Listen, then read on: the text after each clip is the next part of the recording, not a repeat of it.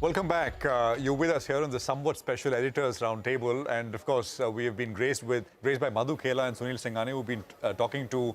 What we'll do in this segment is basically talk about three names.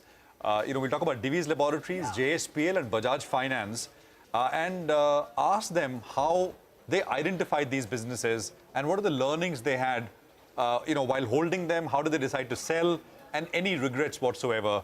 So that's a disclaimer. This is purely for educational purposes, and this should not be construed as an investment advice. So having said that completely and clearly, Madhu, absolutely. Divis Laboratories, let's start there. And start with that extremely interesting story of how you met the management for the first time. Have you made an effort to meet that management? Yeah. So, in those days, it was not very easy. So I literally had to travel in a flight, get a ticket next to him, and show him that I have no business going to London. I have just come to meet you. Dr. Divis, right? And then, of course, we had a great conversation about his passion, etc. And that was a really deciding What factor. year was this? This was 2003-04. Okay. Very What was early the in market our cap life. then? Market cap was 140 crores. 140 crores. At the listing price. Okay. So Nimesh, we are all talking about learning, and we'll talk very freely. Diwali hai. See, one of the most important learning which I have about mid-cap and small cap company, there are real multi-bagger and there are transitory multi-baggers. A lot of time we confuse between the two, right? Even the transitory multi-baggers, they go up 2, 3, 4x, 5x, we start to believe that this is going to last forever. And sometimes the real multi-bagger look like a transitory multi-bagger and we end up selling them. So let me just tell you, you think I'm smart, I think I'm not. Because if I was smart, if I'd put only 10 crore rupees of my personal money in Divis, only 10 crores, and just left it, and whatever dividend which I got, I would have invested in Divis only, nothing doing. My money would have been 1800 times. Wow. How much? 1800 times. So 18,000. So that 10 crores would have become 18,000 crores. And to think of So it, Madhu. all 20 years I've worked, I've actually eroded wealth. That was a fascinating story. It is a frank admission. No, Madhu, the reason I say that is because it was an OFS. It was not even an IPO. Yeah. I had done that off the charts, and I had spoken to you about it. I think Kotak was selling. It was the OFS investor had made 4x or 5x. That's right. You think 4x or 5x is good, but after that you missed out on the next 1,000. They actually made 14x because they bought the share at 10 rupees. They sold it at 140 rupees. Yes. And then we bought it at 200 rupees in the fund. So again, just look at it. The fund bought it. We both have left. You look at the portfolio of Nippon Fund, they are still holding Divis Lab. Yeah.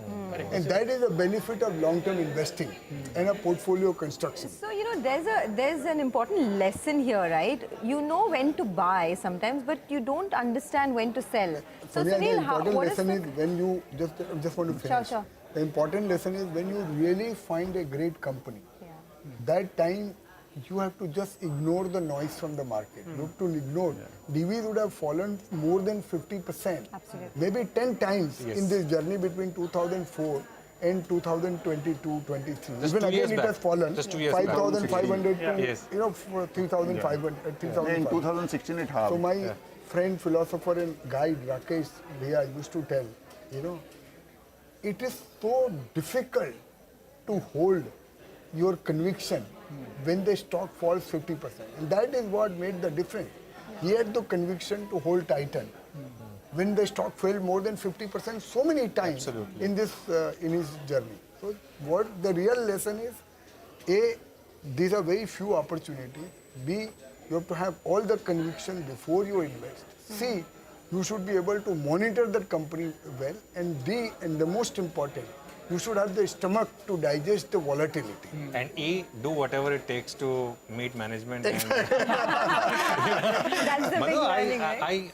I also believe that you used to also book a hotel, the same hotel where the US FDA officials were traveling.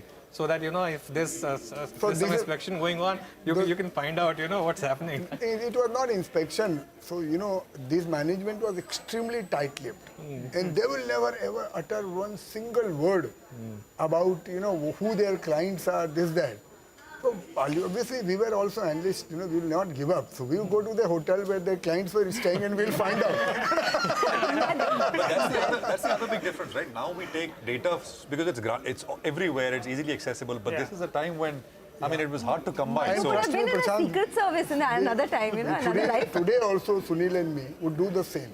yeah. We will talk about what we are doing today, maybe 20 years later. But today also, if there is a great idea, we will not leave it like this. And hopefully now, if we get a really great idea, hopefully we can hold it for 10, 20 years. All right. So that's about Divis. And Madhu, if I remember correctly, you took that flight and the next flight you took and came back as well. Yes, you had no business absolutely. going to London. Nothing. It was just to Absolutely. meet the management. All right. Absolutely. Yeah. But Sunil, before we went into the earlier break, you mentioned briefly about JSPL. In the last few years, it's taught investors or traders a lesson that they'll never forget at times, because the management, we have a bit of an issue with selling various assets as well. But you all got in when it was a very, very, niche market, very small. It made its way into the Nifty, and it grew big time as well. I think Madhu touched upon that. There are some multi-baggers which are transitionary and some which are, perpetual. I think by the very nature, these businesses, which is steel and to some extent power, they tend to be cyclical. Yeah. So I think I remember when we bought JSPL, it was actually not a company which got listed or which was set up. It hived off from another Jindal Group company as a hive off, and the small company was handed over to Naveen Jindal. And I remember first time when I met, he was cleaning his gun.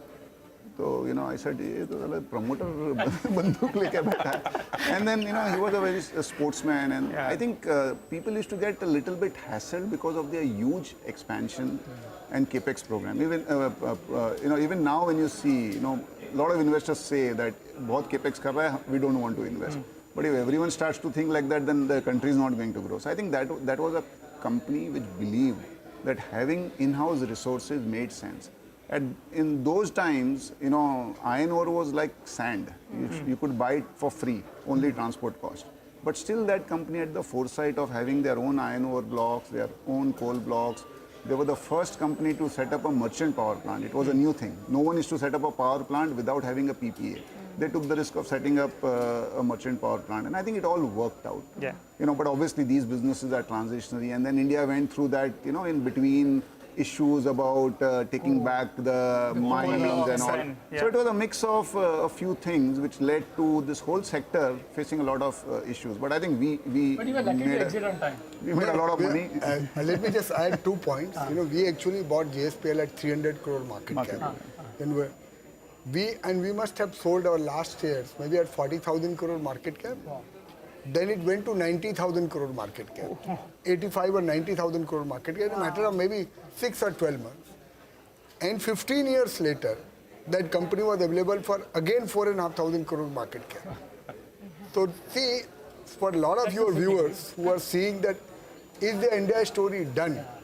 So this is what the stock market story is, and this is what the India story is, that you could buy something for 300 crore market cap, you could see 80,000 crores, and then 80,000 coming back to 4,500 Now back crore, to 30, and again back to 45,000 crore. Okay. All over again. That's on. That's I do want to ask about Bajaj Finance, because we were talking about this in the break as to how you regret selling early, right? Why did you sell? I mean, all the boxes were ticked for Bajaj Finance. I mean, great pedigree, strong company. I'll give you a little bit about Bajaj Finance. So, this was just after Lehman. I think Bajaj Finance was a business which was there. I think even the promoters had forgotten that there is this company called Bajaj Finance in their stable. It used to be just an in-house two-wheeler financing company. And those days, the resale value of Bajaj scooters used to be very less. So their NPAs used to be 30-40%. Because if you did not repay, you were saddled with a scooter which would sell at maybe 30-40% of the price. But it was very cheap. It was cleaning up. We bought it at like 0.3, 0.4 time book. And post-Lehman, to make any kind of money was like, Diwali, as we say. And it very quickly went up like 4-5x. And that point of time, we thought that one-time book, 1.5-time book is all it could get. We never expected the company to grow at 40% CAGR for another 15 years, and the book growing from 1.5 to 8 times. So I think, as you rightly said, it's not only about buying, but it is sometimes also about holding stocks. But you know, all this is in hindsight. In some companies like Jindal Steel and Power we sold, it worked. It is possible that if nothing of that sort would have happened, maybe this company would have been much larger. In some companies it did not work. In fact, even in Eicher Motors, we were very early to buy and very early to sell. You know, I have a question to both of you. Why could we not have a second Bajaj Finance? I mean, if, you know, what is it that Bajaj Finance did so differently and is still doing so differently? And when it's you know, when everyone can see that, you know, something like this can generate so much ROE and can be given 8 times price to book, why has we not been able to get a second? No, we have a few which we feel will be the next Bajaj Finance, but we'll know after 10 years. You're free to tell us. I would say that, you know, great companies, Anuj, are actually very few. That, you know, great companies are not only about external opportunities. If it was only about external opportunity, then many people actually will create great companies. It's also about leadership, also about risk management. It's also about not doing wrong. So just to digress, we're talking about, see, I was just thinking about, reading about Warren Buffett's success. Actually, if you see, there are only 2 distinct characteristics which I could come up. One is the longevity. That for how many years he has been at this game. That's why the success looks abnormally high. Because if you do it for 70 years and keep compounding, and the biggest thing is that he did not commit a disaster. Let me say he committed many a mistake, but he did not commit a disaster. So companies like Bajaj Finance, you know, they have stayed for a very long period of time, and hopefully the way market is thinking about them, they will stay for a very long period of time. But if you look at last 15 years also, Bajaj Finance may not have committed a disaster.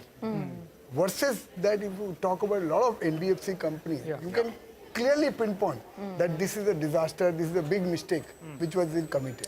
Okay, well, lots of pearls of wisdom here, but we need to take a quick commercial break. We'll come back and take a look at India's growth roadmap and all that you can watch out for. Stay tuned.